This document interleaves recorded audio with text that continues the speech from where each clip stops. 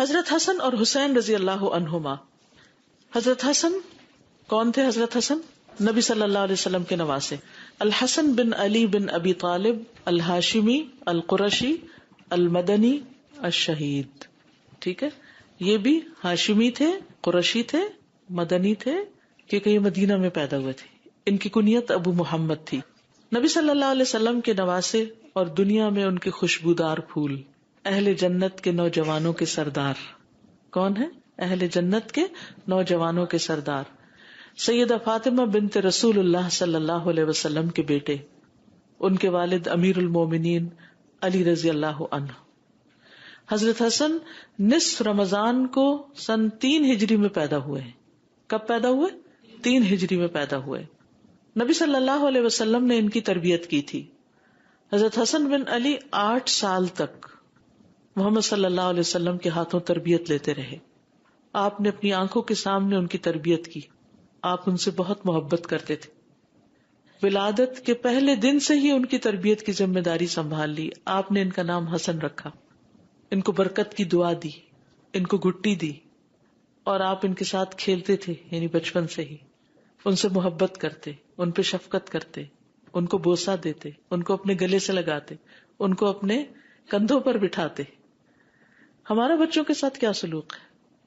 ہم بچوں کے ساتھ کتنی محبت کرتے، ان کو کتنی توجہ دیتے ہیں.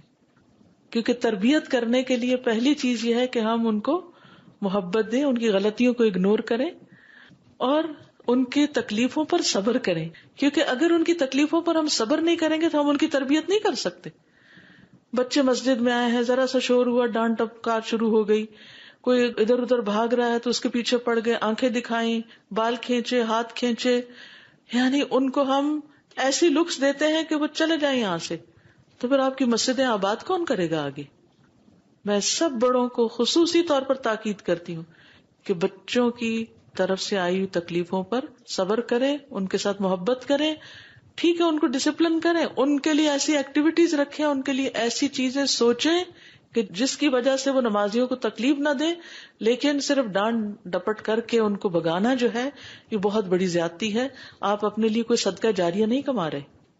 ان کے لیے الگ حصہ مخصوص کریں. کچھ لوگ ان کے اوپر ذمہ دار ہوں، وہ بیٹھ کر ان کو بھی کچھ سکھائیں تاکہ ان کا وقت ضائع نہ ہو. یہ نہیں کہ ماں باپ نماز پڑھ رہے ہیں اور بچے جو ہیں وہ آوارہ گردی کر رہے ہیں.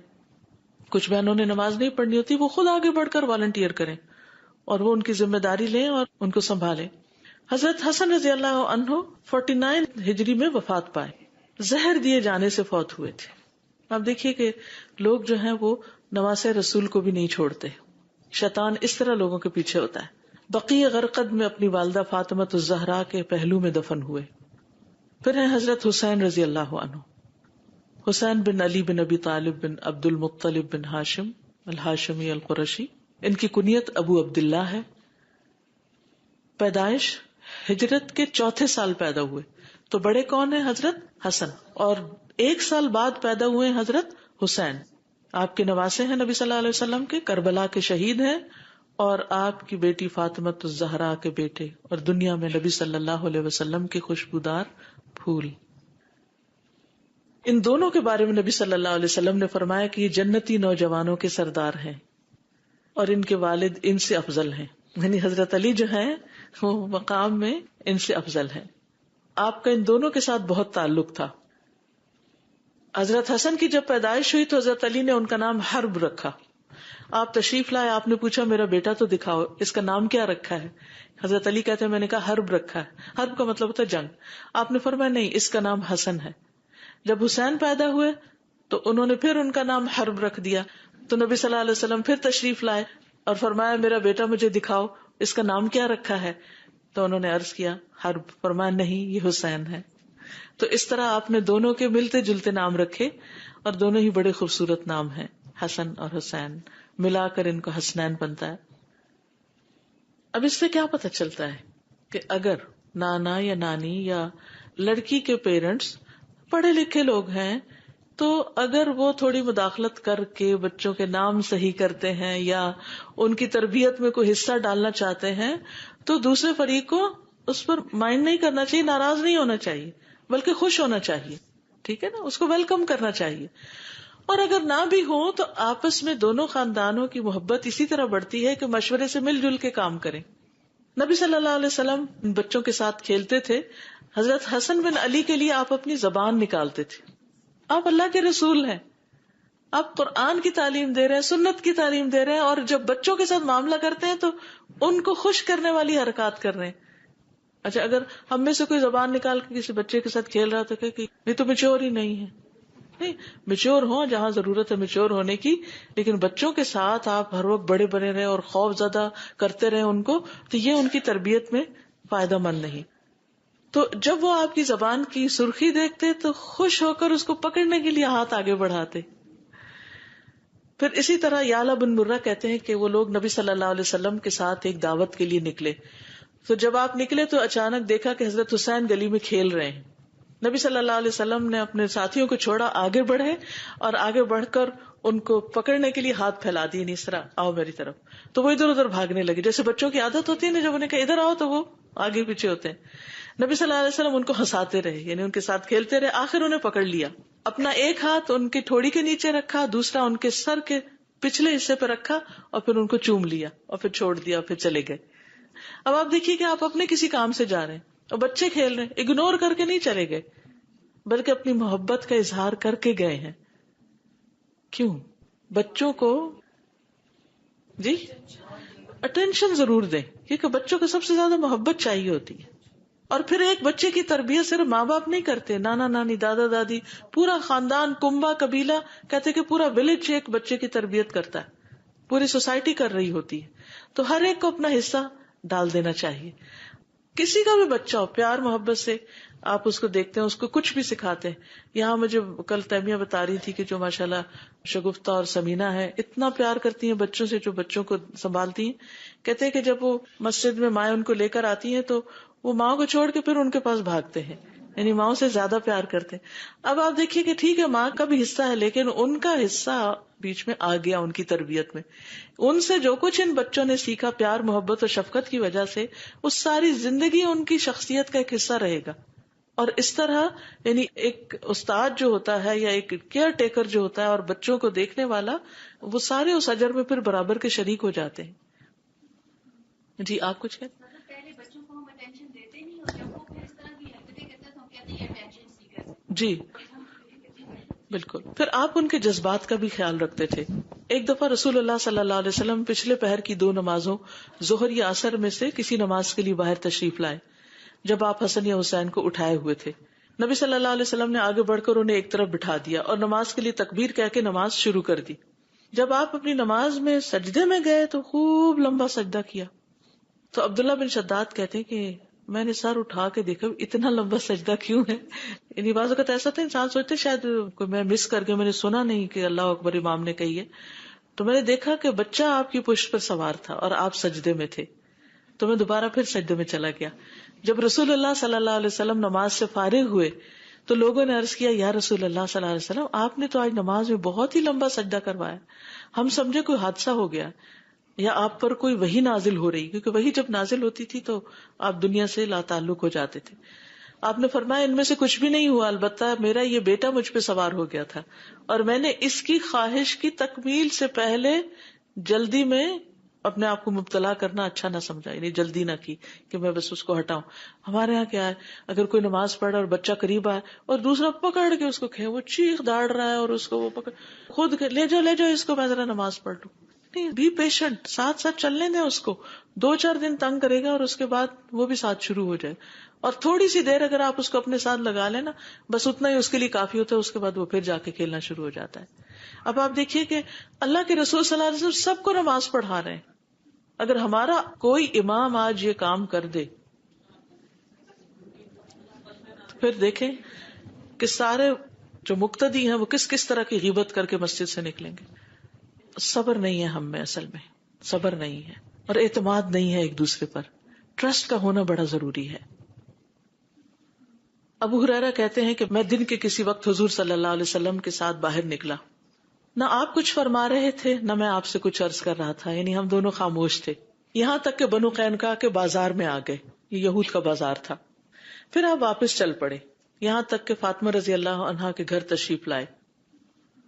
پھر فرمایا کیا یہاں چھوٹو ہے، کیا یہاں چھوٹو ہے؟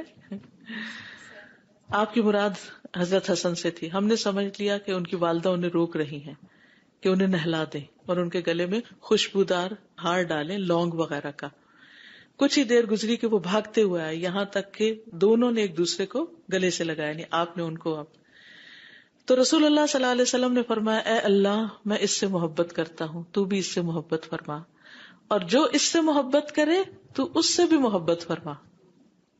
میں بھی محبت کرتا ہوں یا رب، تو بھی محبت کر، اور جو بھی اس سے محبت کرے تو ان سب سے محبت کر. تو آپ دیکھیے کہ اگر ہم چاہتے ہیں کہ اللہ سبحانہ وتعالیٰ کی محبت ہمیں حاصل ہو تو ہمیں کیا کرنا چاہیے؟ آپ کے اہل بیت سے محبت کرنی چاہیے، حضرت حسن حسین سے محبت کرنی چاہیے، حضرت فاطمہ سے محبت کرنی چاہیے. یہ آپ کے محبوب ترین لوگ تھے. پھر اسی طرح آپ صلی اللہ علیہ وسلم نماز پڑھتے، حسن اور حسین دونوں کھیلتے اور آپ کی پشت پہ آ کے بیٹھ جاتے. مسلمانوں نے ایک مرتبہ ان کو پکڑا کہ دور لے جائیں. جب آپ نے سلام پھیرا تو کہا کہ ان کو چھوڑ دو.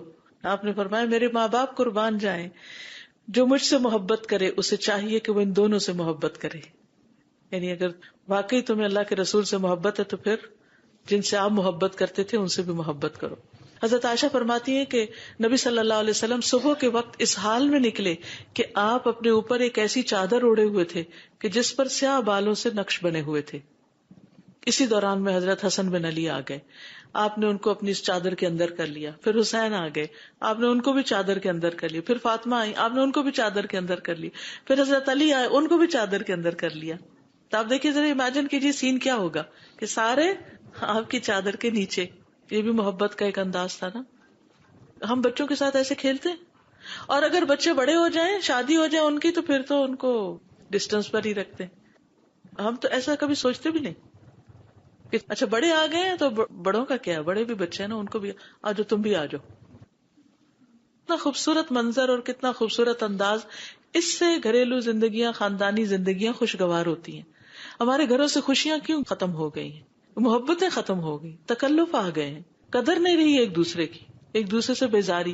ہم انتظار کرتے تھے دوسرا عزت کرے، دوسرا مجھے محبت کرے، دوسرا میری قدر کرے.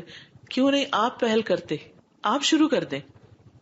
پھر اسی طرح حضرت اسامہ بن زید سے بھی آپ کو بہت محبت تھی.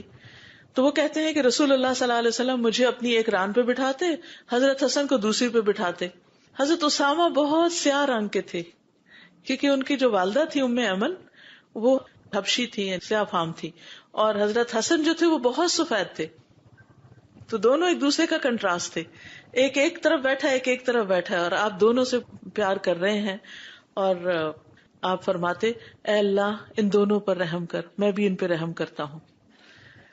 اب اس میں حضرت زید جو تھے وہ آپ کے منہ بولے بیٹے تھے، بعد میں اس چیز سے روک دیا گیا، لیکن آپ کو حضرت زید سے بھی بہت محبت تھی. اسی لیے حضرت زید کے جب باپ اور چچا ان کو لینے کے لیے آئے، انہوں نے خود انکار کیا کہ ہم نہیں جائیں گے. نبی صلی اللہ علیہ وسلم نے ان کو اختیار دیا تھا. تو بہرحال اب آپ دیکھیے کہ بعض اوقات آپ اپنے بچوں سے تو پیار کر رہے ہوتے ہیں، لیکن کوئی دوسرا بچہ پاس کھڑا دیکھ رہا ہے تو آپ اس کو نہیں بلاتے. مثلا آپ بچوں کو پک کرنے کے لیے اسکول گئے، آپ اپنے بچے کو لیتے ہیں، گلے لگاتے ہیں، سب پیار کرتے ہیں، اس سے باتیں کرتے ہیں. ایک بچہ اکیلا بےچارا کھڑا ہے، پتہ نہیں کسی سنگل پیرنٹ کا ہے، ماں ہے یا باپ ہے، پتہ نہیں کام پہ ہے، کب آئیں گے. وہ کھڑا ہے انتظار میں اداس شکل لے کر، وہ دیکھ رہا ہے ہر ایک کے ماں باپ آ رہے ہیں، گلے لگاتے ہیں، محبت سے لے جاتے ہیں. کیا کرنا چاہیے؟ کبھی وقت نکالیں تھوڑا سا، تو اور کچھ نہیں. ٹھیک ہے یہاں کے رولز ریگولیشن ہوں گے، آپ اس کو اٹھا نہیں سکتے، پیار نہیں کر سکتے، گلے نہیں لگا سکتے، لیکن سر پہ ہاتھ رکھ دیں، اسمائل پاس کر دیں، سلام کر دیں، انکریج کر دیں.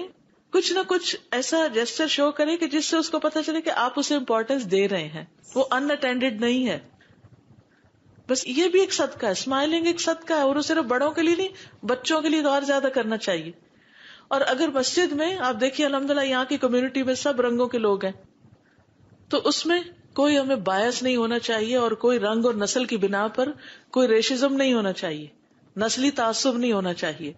سب کو پیار کر، اور ایک دفعہ محبت کی نظر سے دیکھیں تو اللہ آپ کے دل میں ان کی محبت ڈال دے گا. یہ نہیں کہے کہ یہ تو فلاں ہے اور یہ فلاں ہے اور یہ فلاں ہے، نہیں. ایون میں سمجھتی ہوں کہ جن گھروں میں نان مسلم بچے، جو خواتین بچوں کی ٹیک کیئر کرتی ہیں، ان بچوں سے بھی پیار کریں، کیونکہ بچے تو بچے ہیں نا سب. پھر اسی طرح برا کہتے ہیں میں نے رسول اللہ صلی اللہ علیہ وسلم کو دیکھا کہ آپ نے حسن بن علی کو اپنے کندھے پہ بٹھا رکھا تھا اور فرما رہے تھے اے اللہ میں اس سے محبت کرتا ہوں تو بھی اس سے محبت کر. ایک اور روایت میں آتا ہے کہ آپ نے ان کو اپنی گردن پہ بٹھایا ہوا تھا، یعنی کہ یوں دونوں ٹانگیں آگے کر کے.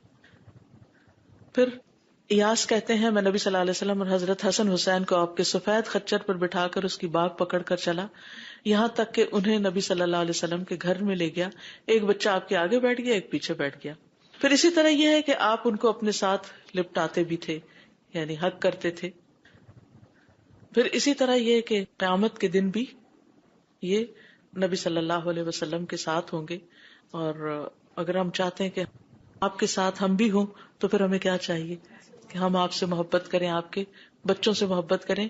المرء مع من احبہ. آج کے لیے اتنا ہی کافی ہے، وقت ہو گیا ہے. انشاءاللہ اس کی احادیث ہم نیکسٹ ویک پڑھیں گے. جی آپ کچھ کہنا چاہیں؟ سازا جیسے نبی صلی اللہ علیہ وسلم ان سے بہت محبت کرتے تھے اور بہت ساری آپ نے مثالیں دی، تو انہوں نے اللہ سے دعا کی کہ اللہ آپ بھی ان سے محبت کریں. تو آپ کی بات مجھے یاد آئی تھی، آپ نے کہا تھا کہ ہم اپنے بچوں کے لیے کیوں نہیں مانگتے. تو الحمدللہ اس دن سے ایک عادت بنائی کہ اللہ تعالیٰ میں اپنے بچوں سے محبت کرتی ہوں، آپ بھی ان سے محبت کریں. الحمدللہ. اوکے، سبحانک اللہم و بحمدک، اشہد ان لا الہ الا انت، استغفرک و اتوب الیک. السلام علیکم و رحمۃ اللہ وبرکاتہ. اللهم صل على محمد وعلى آل محمد كما صليت على إبراهيم وعلى آل إبراهيم إنك حميد مجيد. اللهم بارك على محمد وعلى آل محمد كما باركت على إبراهيم وعلى آل إبراهيم إنك حميد مجيد.